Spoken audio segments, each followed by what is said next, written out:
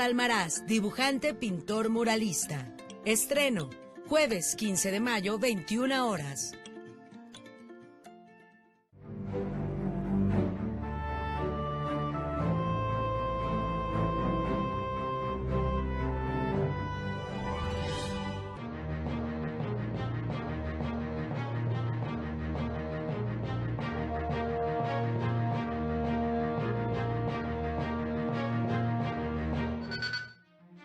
Hola, ¿qué tal? Muy buenas tardes. Les damos la más cordial bienvenida a este espacio de noticias, corte informativo, hoy que es jueves 15 de mayo de 2025. Soy Lorena Sánchez Cabrera y tendré el gusto de presentarle la información más reciente del Poder Judicial de la Federación, así como las noticias jurídicas y de derechos humanos más destacadas, junto a Osiris Rostro en la interpretación en lengua de señas mexicana. Hola, Osiris. Y es así como iniciamos.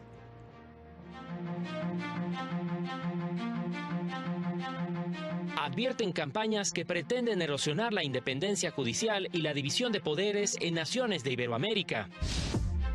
La Suprema Corte ha establecido criterios que protegen el derecho de adopción de parejas del mismo sexo.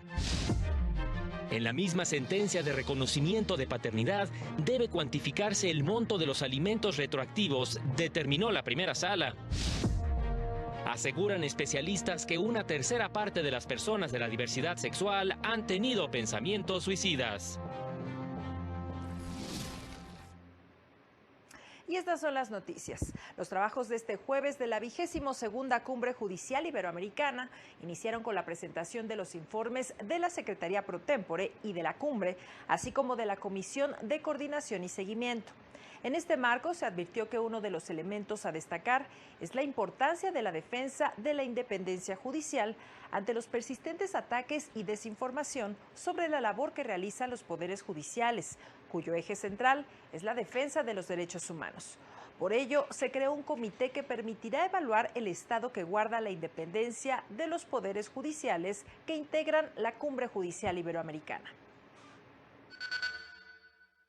En los últimos años hemos sido testigos de cómo este principio fundamental puede verse erosionado, incluso en democracias consolidadas, por dinámicas políticas polarizadas, campañas de desinformación, presiones mediáticas o reformas institucionales orientadas a debilitar el equilibrio de poderes. Frente a estos desafíos, la indiferencia no es opción. En este contexto se advirtió que la cooperación es esencial para superar los problemas estructurales que enfrentan los países que integran la cumbre y para garantizar el respeto al Estado de Derecho.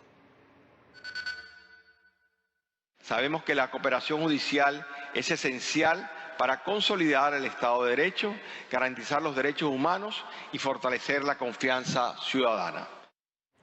En este espacio se aseguró que se han dado pasos concretos para avanzar hacia un sistema de justicia accesible que respete la dignidad de las personas.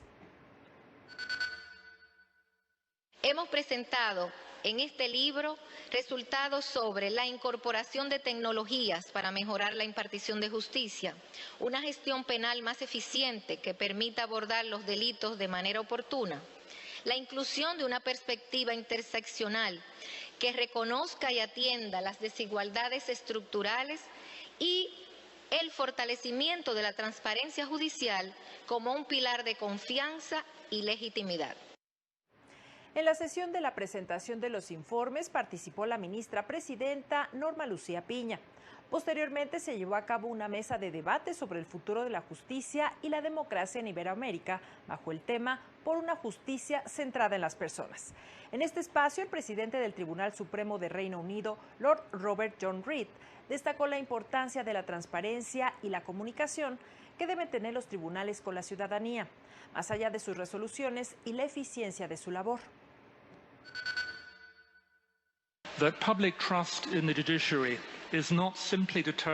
La confianza ciudadana en el Poder Judicial no se determina únicamente por qué tan eficiente y honestamente operan las Cortes, sino también por la manera en que se comunican. La mayoría de las personas se enteran de la labor del Poder Judicial y generan opiniones sobre las Cortes a partir de los medios de comunicación, pero la cobertura en los medios no siempre es correcta. Por su parte, Michelle Mouchet, directora regional del Programa de las Naciones Unidas para el Desarrollo, habló sobre el futuro de la democracia en el mundo. América Latina es la única región que en este momento, en términos prácticos, tiene la posibilidad tangible de avanzar en su senda hacia el desarrollo a través de la democracia.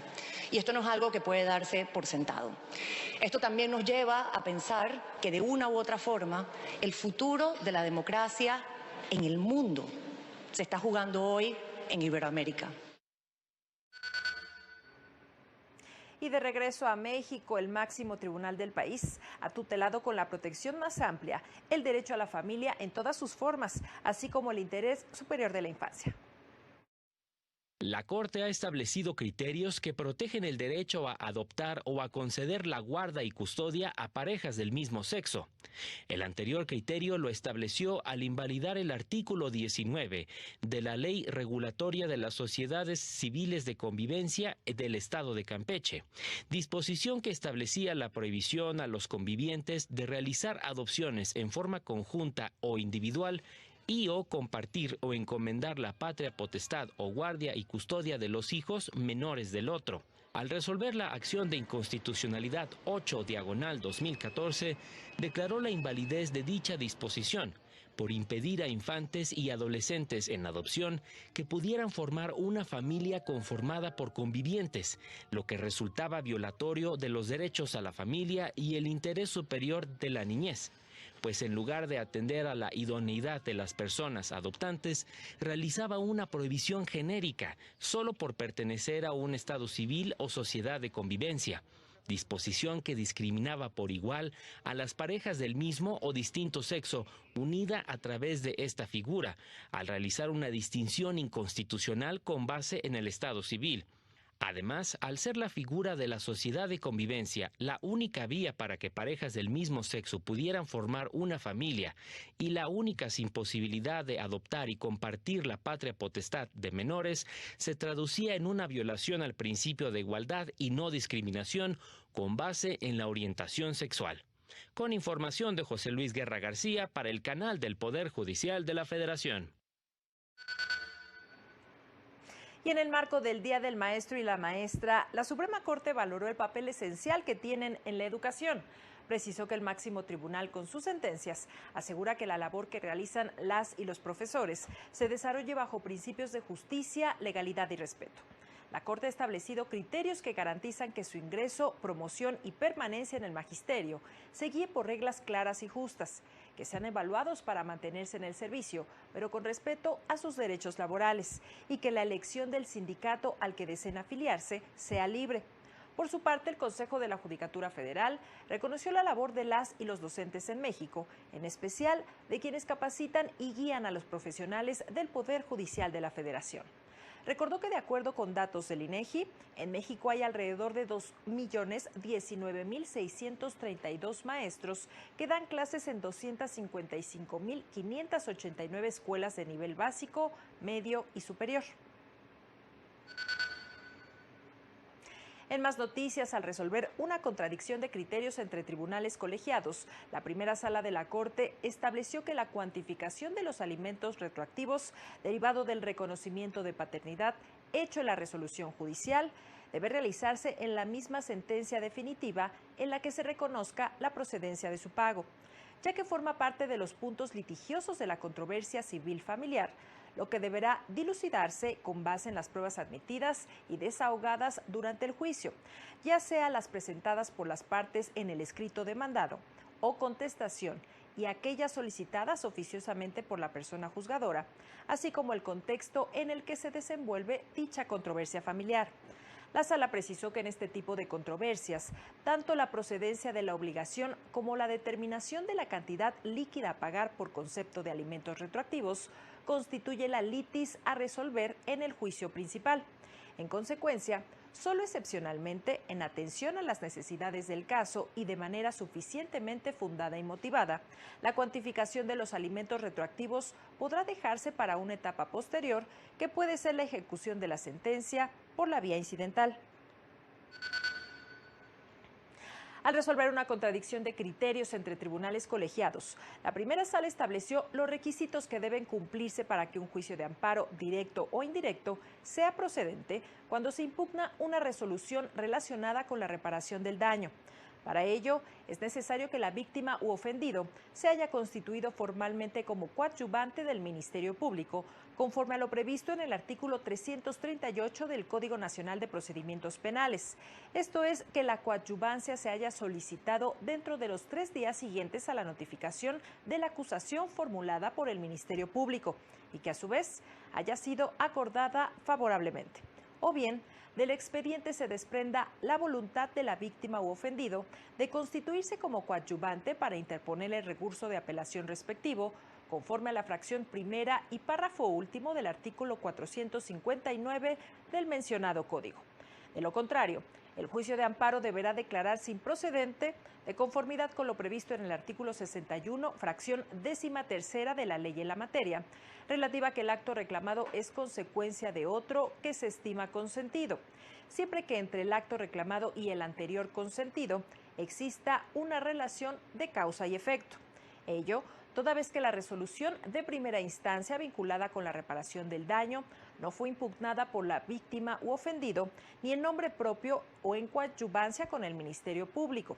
De manera que si la resolución dictada en el recurso de apelación confirmó el sentido de la primera, debe considerarse que aquella fue tácitamente consentida por la persona afectada. Y en más de la primera sala se destacó un criterio relativo a la actuación de las fiscalías del país ante denuncias por casos de tortura.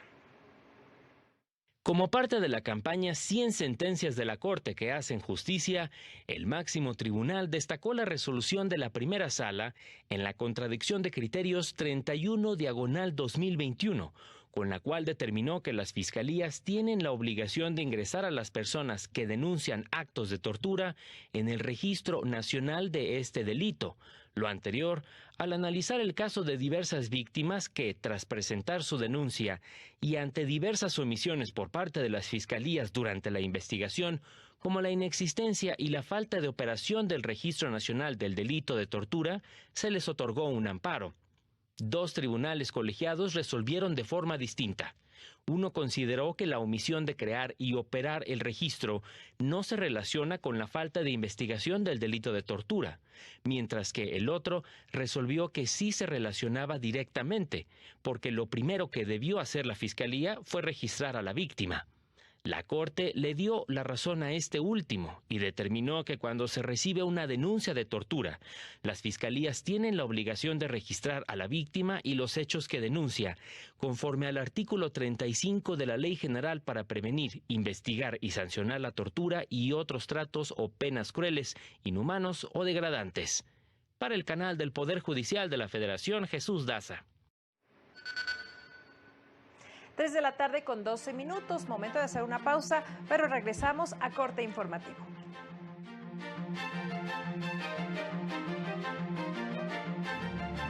Al regresar, 79 millones de infantes y adolescentes en el mundo realizan trabajos que ponen en riesgo su salud y su vida.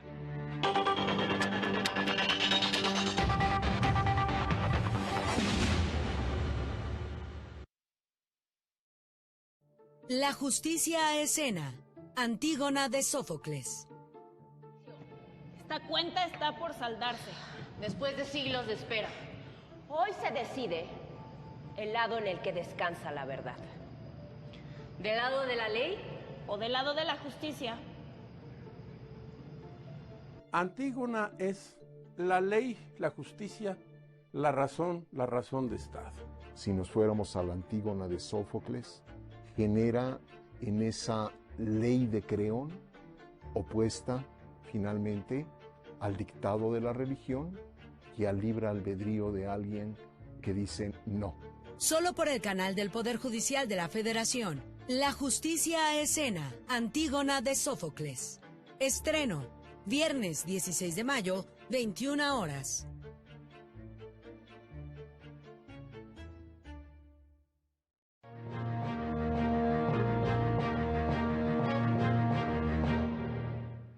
Seguimos con las noticias en corte informativo. Fue presentada una iniciativa para la prevención del suicidio en la comunidad LGBTIQ+ en México. Casi una tercera parte de las personas de la diversidad sexual en México de 15 años y más ha tenido ideas o intentos de suicidio a lo largo de su vida. Así lo informaron los participantes en la conferencia de prensa virtual para dar a conocer acciones en el marco de la conmemoración del Día Internacional contra la Homofobia, Transfobia, Lesbofobia y Bifobia, el próximo sábado 17 de mayo. Encontramos que el 57% de los casos se deriva por problemas con la familia y de pareja, que los derivan a pensamientos suicidas, el 20% problemas en la escuela, el 19% relacionado con problemas de la salud, 16% con problemas económicos, el 14% debido a su identidad de género. Detallaron que la situación se ha vuelto tan grave que tan solo el año pasado el 53% de las juventudes LGBT consideró el suicidio, que después de un intento de este tipo, el 58% de dicha población reportó que no contó sobre lo ocurrido, que de quienes fueron detectados, solo el 16% acudió a terapia y apenas 15% recibió apoyo de las personas cercanas a ellas o que fueron ignorados por las autoridades. En este marco, anunciaron el lanzamiento de una campaña en apoyo a la comunidad respecto al suicidio, que consiste en la presentación del video titulado Más que palabras, en el que se muestra una parte de la realidad de esta situación. Como todas y todos sabemos, hoy en día vivimos tiempos convulsos, ¿no? Donde el odio cada vez está más presente, ¿no? Y este tipo de campañas, este tipo de piezas, este tipo de cortometrajes creo que son esenciales, ¿no? Sobre todo porque hay un rechazo creciente hacia quienes no encajan, ¿no? Dentro de esos moldes más conservadores.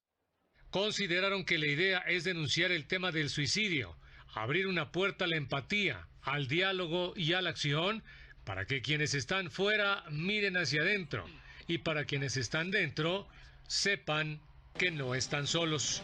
Para el canal del Poder Judicial de la Federación, Óscar González.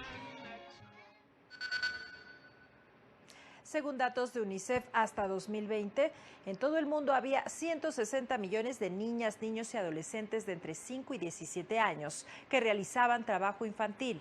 79 millones lo hacían en lugares donde arriesgaban su vida y su salud, destacó la Unidad General de Conocimiento Científico y Derechos Humanos de la Suprema Corte. Señaló que en México el trabajo de menores de 15 años está prohibido, mientras que la labor de personas entre 15 y 18 años está sujeto a vigilancia y protección especial por la Secretaría de Salud. Existen condiciones especiales como que el trabajo no debe interferir con sus actividades escolares, su jornada máxima no debe rebasar las 6 horas y deben recibir capacitación por parte de sus empleadores. Además, está prohibido que trabajen después de las 10 de la noche, que laboren donde haya venta de bebidas alcohólicas y en actividades peligrosas o insalubres que pongan en peligro su vida, su salud o la moralidad.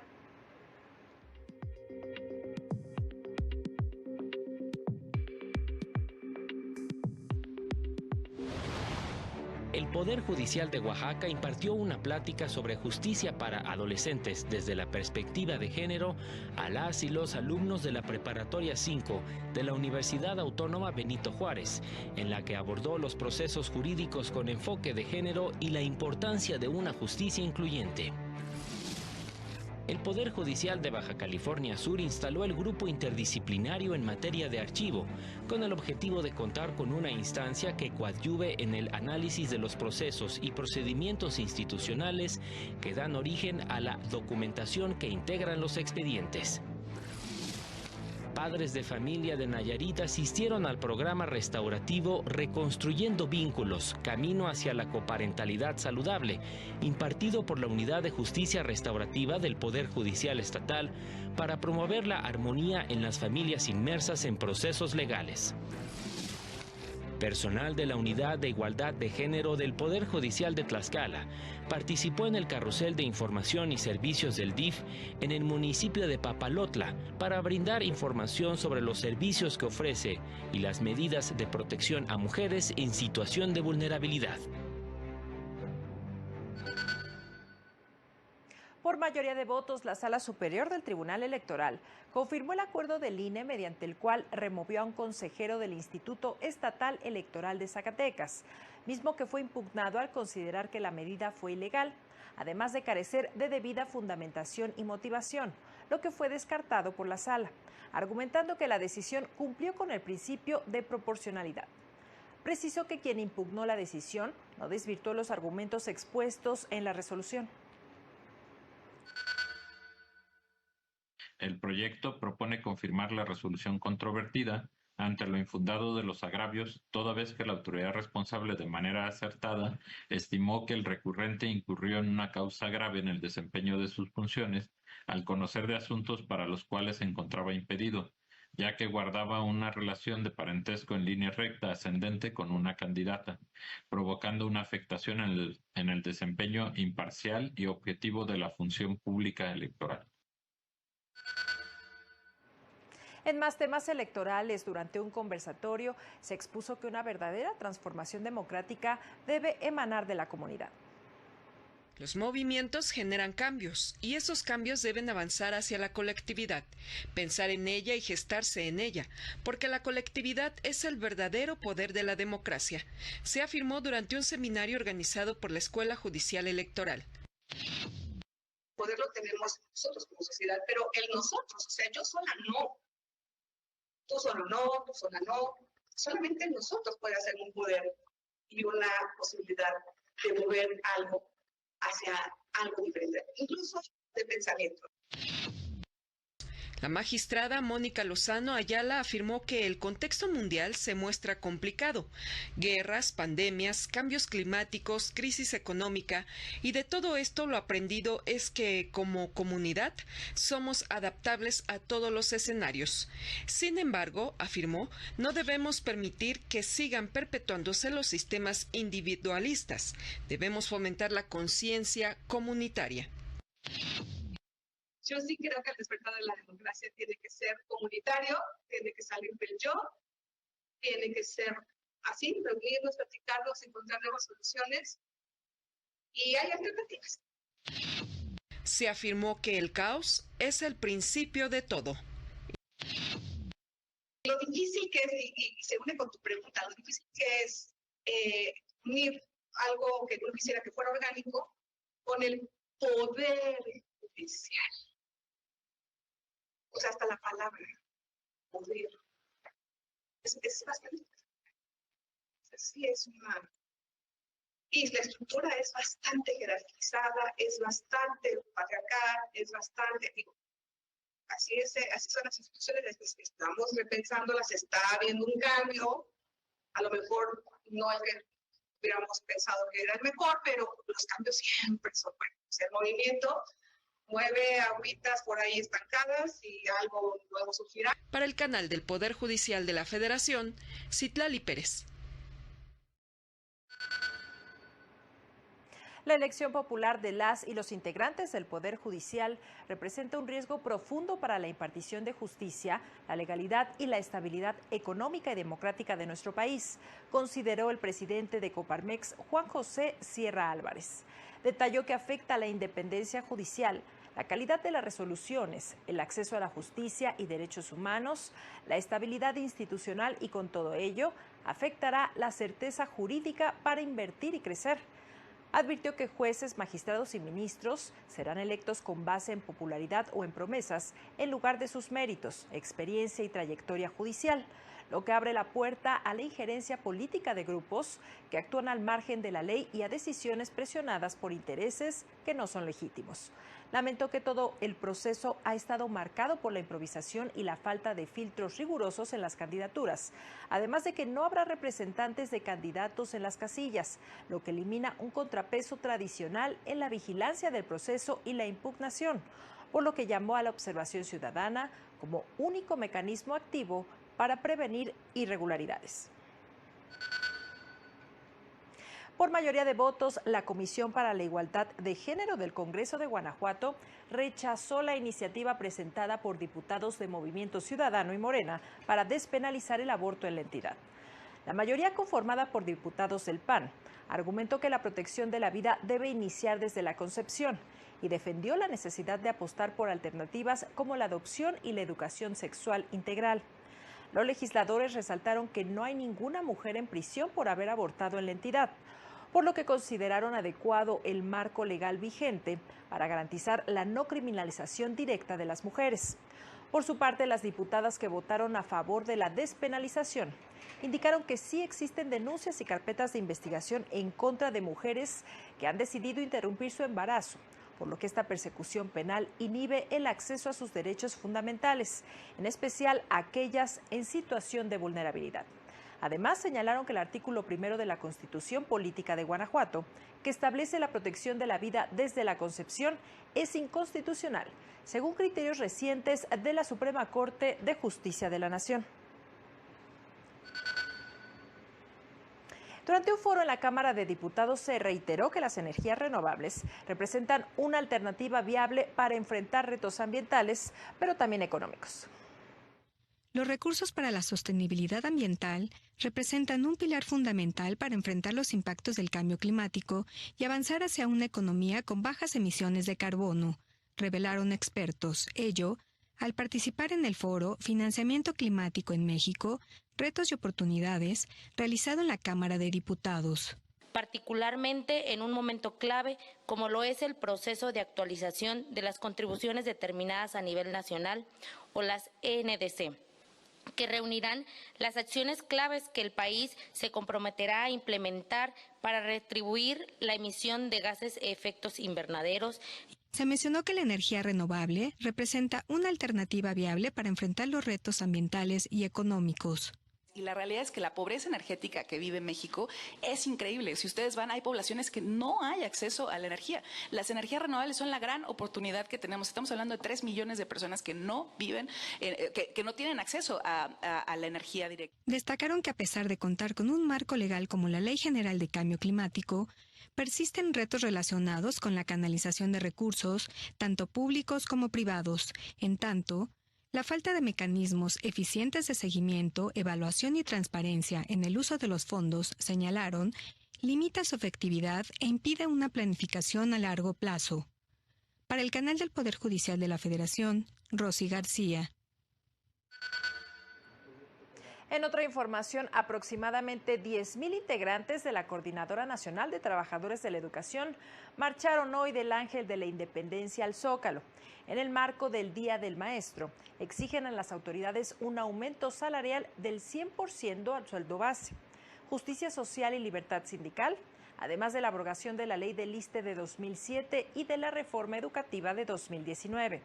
Los contingentes marcharon por Paseo de la Reforma, Avenida Juárez y 5 de Mayo para arribar al Zócalo de la capital del país.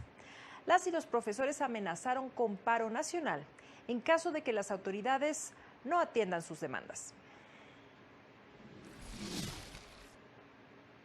Es así como llegamos al final de este espacio de noticias, como siempre agradeciendo su compañía e invitándole a mantenerse aquí en la señal del canal del Poder Judicial de la Federación. Recuerde, a las 20:30 horas lo esperamos en el noticiario nocturno. Soy Lorena Sánchez Cabrera y le deseo que disfrute su calurosa tarde. Hasta pronto.